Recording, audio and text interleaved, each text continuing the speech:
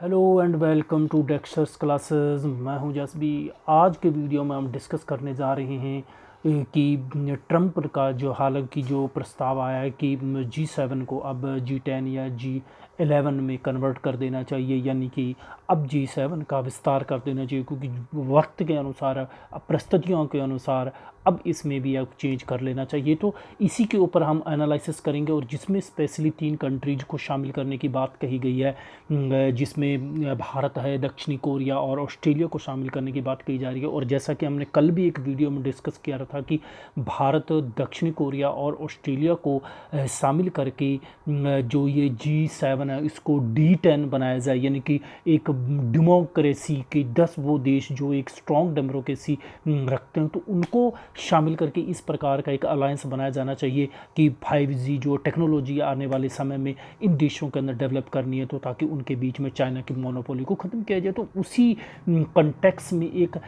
G7 को अब G10 या G11 में शामिल करने के लिए जो ट्रंप के द्वारा बात कही गई, तो इसमें यदि G10 होता है तो इसमें 3 कंट्री आते हैं, भारत, दक्षिणी कोरिया और ऑस्ट्रेलिया। और यदि वो G11 बनाया जाता तो उन्होंने कहा कि इसमें वापस रसिया को शामिल कर किया जाना चाहिए, तो ताकि ये G11 हो जाए। तो अब हम पर इसी के ऊपर हम यहाँ कम्प्लीटली एनालिसिस करेंगे। जैसा कि टेलीग्राफ के अंदर यह न्यूज़ लगी हुई है कि Trump postpones G7 summit wants to expand it to G11 या G10 इंक्लूडिंग इंडिया। तो उसमें ये हालांकि अभी जून के अंदर जो ये मीटिंग होने जा रही थी अमेरिका के अंदर ही, इस ग्रुप की समिट होने जा रही थी, तो उसको एक आने वाले समय में उन्होंने ये कहा कि अब परिस्थितियाँ बदल चुकी है, अंतर्राष्ट्रीय राजनीति की कुछ जो ट्रेंड्स चले आ रहे थे वो उनमें चेंज हो गए, जियो पॉलिटिक्स का सीनेरियो बदल चुका है। तो ऐसे में अब वक्त आ गया है कि G7 को बदल देना चाहिए, यानी कि बदलना नहीं चाहिए उसमें, यानी कि उसको एक्सटेंड कर लेना चाहिए, और इसमें और 3 कंट्री और इंक्लूड किया जाना चाहिए। और साथ ही कहा है कि वापस रसिया को भी इसमें शामिल करना चाहिए, क्योंकि अब यहाँ पर देखिए कि जब ड्यूरिंग द कोल्ड वार सबसे ज़्यादा यदि राइवलरी था USA का, तो वो था रसिया। लेकिन जब कोल्ड वार कोलैप्स हुआ 1991 में, तो उसके बाद में परिस्थितियाँ बदलती चली गई, और किसी ने ये उम्मीद नहीं थी कि इतने जल्दी अब चाइना रसिया की जगह ले लेगा, यानी कि रसिया की जगह प्रमुख प्रतिद्वंद्वी बन जाएगा, तो वो बन जाएगा चाइना। तो अब यहाँ पर उसी कंटेक्स में हमें यहाँ पर देखना पड़ेगा कि अमेरिका क्यों चाहता है कि इसमें प्रमुख रूप से भारत को इसमें शामिल कर लेना चाहिए। तो उसी के ऊपर एनालिसिस करेंगे, लेकिन पहले हम नटशल यहाँ पर बात करेंगे कि G7 सदस्य कौन कौन से हैं और ये G7 बनाया किस मकसद से गया था। तो देखिए, विश्व की जितनी भी जो सर्वोच्च अर्थव्यवस्थाओं की हम बात करें, औद्योगिक देशों की हम बात करें, तो वो उन देशों का संगठन है ये, जिसमें हम बात कर रही हैं France, Germany, Italy, UK, Japan, USA, Canada. तो इन देशों की जो ये अर्थव्यवस्था है काफ़ी डेवलप्ड है, और IMF के अकॉर्डिंग ये कि एडवांस इकोनॉमी है। तो जो IMF के अकॉर्डिंग एडवांस इकोनॉमी है, यानी कि एडवांस इकोनॉमी का मतलब होता है कि GDP अच्छी ग्रोथ कर रही है, और GDP के साथ साथ में प्रति व्यक्ति आय अच्छी है, लोगों का लिविंग स्टैंडर्ड अच्छा है, तो उन देशों को ही G7 में शामिल किया गया है। अब यहाँ पर एक चीज़ और है, लेकिन इसको बनाया किस लिए गया था? इसलिए बनाया गया था कि विश्व के अंदर जितनी भी आर्थिक समस्याएं हैं, संकट है, वैश्विक सुरक्षा हो, ऊर्जा के क्षेत्र में हो, और जो विभिन्न प्रकार की चैलेंजेस है, इनको ही ख़त्म करने के लिए इस संगठन की स्थापना की गई थी। कि आपने देखा होगा कि ड्यूरिंग द कोल्ड वार, और यानी कि 1970 के दशक की आप बाद की बातें करें, तो उस समय विश्व के अंदर एक तेल संकट की बात करें, आर्थिक संकट की हम बात करें, मुद्रा के लेकर जो आपस में लोगों के बीच में एक डाउट था, तो उसको ख़त्म करने के लिए आपस में विचार विमर्श कर इस प्रकार की प्रॉब्लम्स को ख़त्म किया जाए, उसी के लिए इस फॉर्मेट को बनाया गया था, यानी कि इस ग्रुप को की फॉर्मेशन की गई थी। फिर क्या होता है कि इसको जो बनाया गया था उस मूल रूप से ये 6 देश थे। जब 1975 में इसका फॉर्मेशन किया गया था उसमें मात्र 6 देश थे, लेकिन फिर उसके बाद क्या होता है कि जब 1976 में, यानी कि जस्ट उसके अगले साल ही कनाडा को शामिल करेगा, तो फिर ये G7 बन गया। पर 1998 में यानी कि कोल्ड वॉर जब ख़त्म हो गया और नई अर्थव्यवस्था की तरफ बढ़ने लगा रसिया, तो उस समय फिर इसको शामिल कर लिया गया रसिया को, और फिर बन गई इसमें G8 बन गई। लेकिन वर्ष 2014 में जब रसिया ने क्रीमिया को इन्वेड किया, तो उसके बाद में इन G7 यानी कि G8 बोलेंगे उस समय तो G8 के मेंबर्स ने क्या किया कि रसिया को वहाँ से क्या कर दिया, एक्सपेल कर दिया, निष्कासित कर दिया, उसके खिलाफ आर्थिक प्रतिबंध लगा दिए। तो तब से ये G7 के रूप में भी आज चला आ रहा है। लेकिन अब यहाँ पर बात कही जा रही है कि अब डोनाल्ड ट्रंप ये कह रहे हैं कि अब वर्ल्ड की जो सिनेरियो है बदल चुका है, जियोपॉलिटिक्स के अंदर कुछ नई चैलेंजेस आ रही है, और इसमें सबसे बड़ी जो चैलेंजेस है वो है चाइना। तो इसलिए अब चाइना को काउंटर करने के लिए हमें वापस रसिया को अपने खेमे में लाना चाहिए, भारत को, ऑस्ट्रेलिया को और दक्षिण कोरिया को शामिल करना चाहिए। और जीडीपी की यदि हम बात करें तो जीडीपी का 46% और दुनिया के कुल धन का 58% मालिक तो मात्र ये 7% देश है। यानी कि ये जो G7 कंट्री है दुनिया की 80% संसाधनों पर खुद ये उपभोग करते हैं। तो आप अंदाज़ा लगा सकते हो इन देशों की जो अर्थव्यवस्था की हम बात करें, और यदि हम औद्योगिक आउटपुट की बात करें 51%, और अंतर्राष्ट्रीय मुद्रा कोष की परिसंपत्तियों में भी इसका 49% का डोमिनेट है। तो यहाँ पर आप देख सकते हैं। तो अब यहाँ पर अब क्वेश्चन क्या उठता है, क्वेश्चन ये उठता है कि फिर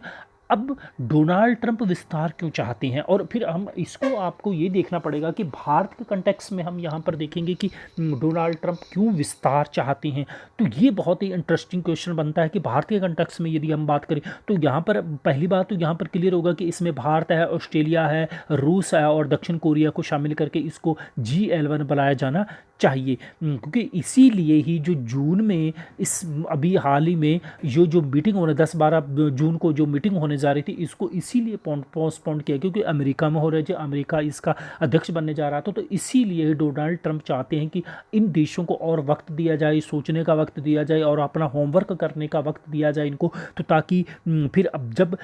अगली जब मीटिंग हो तो उसमें फिर हम इनको शामिल करते हुए एक नए सिरे से अर्थव्यवस्था गठन करें। और जो अब आपने देखा होगा कि कोविड-19 के बाद में जो कोविड-19 वॉर चल रहा है चाइना और अमेरिका के बीच में, अमेरिका के द्वारा उइगुर मुसलमानों के खिलाफ एक रेजुलेशन अपनी संसद में पास कर दिया है। इसके अलावा तिब्बत को एक नई पहचान देते हुए, मान्यता देते हुए पास किया गया। ताइवान के मुद्दे की हम बात करें, हांगकांग की हम बात करें, तो इस प्रकार के तमाम बातों को समेट कर यदि हम एक फ्रेम में इनको रखें तो कहीं ना कहीं यहाँ पर यही बात निकल कर आती है कि चाइना को काउंटर करने के लिए इस प्रकार का ये अलायंस बनाए जाने की बात कही जा रही है। तो और इसमें फिर दूसरी बात यहाँ पर आती है कि भारत की यदि हम बात करें तो फिर भारत को सबसे पहले ज़्यादा तवज्जो दी जाती है कि भारत को कहा जा रहा है कि आप इसमें सबसे पहली बात यहाँ की, यदि भारत को यदि हम G7 में शामिल करते हैं तो तभी हमारा G7 का जो मकसद है वो पूरा होता। आज के हम परिप्रेक्ष्य की हम बात कर रहे हैं, हम जब ये 1975 में फॉर्मेशन हुई थी इसकी तब के परिप्रेक्ष्य की, हम आज के परिप्रेक्ष्य की हम बात कर रहे हैं। तो इसमें सीधा सिंपल सा क्वेश्चन बनता है कि अमेरिका आज इंडो पैसिफिक रीजन के अंदर एक ऐसा खिलाड़ी चाहता है जो डायरेक्ट रूप से चाइना को काउंटर कर सके। तो यदि इंडो पैसिफिक रीजन की हम बात करें तो ये जो मैप है ये दुनिया का मैप है और ये है भारत है, यहाँ पर चाइना है। तो अब यहाँ पर जो इंडो पैसिफिक रीजन की हम बात कर रहे हैं तो ये है पैसिफिक और ये है कौन सा, इंडियन ओशियन और ये पैसिफिक रीजन। तो ये जो पार्ट है इसी को बोला जाता है इंडो पैसिफिक, क्योंकि पहले क्या होता था कि पहले इसको ही सिर्फ और सिर्फ इसको पैसिफिक रीजन को ही क्या बोला जाता है, हिंद महासागर के आसपास के तटीय देशों को ही पैसिफिक क्षेत्र बोला जाता है, जिसको बोला था एशिया पैसिफिक। लेकिन अब क्या हो कि जब से ट्रंप सत्ता में, तब इन्होंने क्या है कि भारत को इस रीजन का एक बड़ा खिलाड़ी मानते हैं और उनको ये मालूम है कि यदि चाइना को काउंटर कर सकता तो एकमात्र वो देश है और सिर्फ है भारत। इसलिए आजकल इन्होंने क्या है कि इंडो को भी इसमें, इंडियन ओशियन को भी इसमें शामिल करते हुए अब इसका नाम दे दिया इंडो पैसिफिक। तो ये जो क्षेत्र है इसी को आजकल बोला जाता है इंडो पैसिफिक। तो अब यहाँ पर थोड़ा सा मार्क ज़्यादा होगा कि यानी कि ये सिर्फ और सिर्फ यहाँ तक है, भारत का जो वेस्टर्न घाट है यहीं तक ही शामिल किया जाता है इंडो पैसिफिक में, यानी कि अमेरिका के पश्चिमी तट से लेकर अमेरिका के इस पूर्वी तट से, हाँ, पश्चिमी तट से लेकर भारत के पश्चिमी तट तक के रीजन को क्या बोला जाता है, इंडो पैसिफिक रीजन ही बोला जाता है। तो उसी की हम बात कर रहे हैं। तो इसमें क्या आ जाएगा, फिर यहाँ पर जापान की हम बात करें, यदि हम ऑस्ट्रेलिया की बात करें,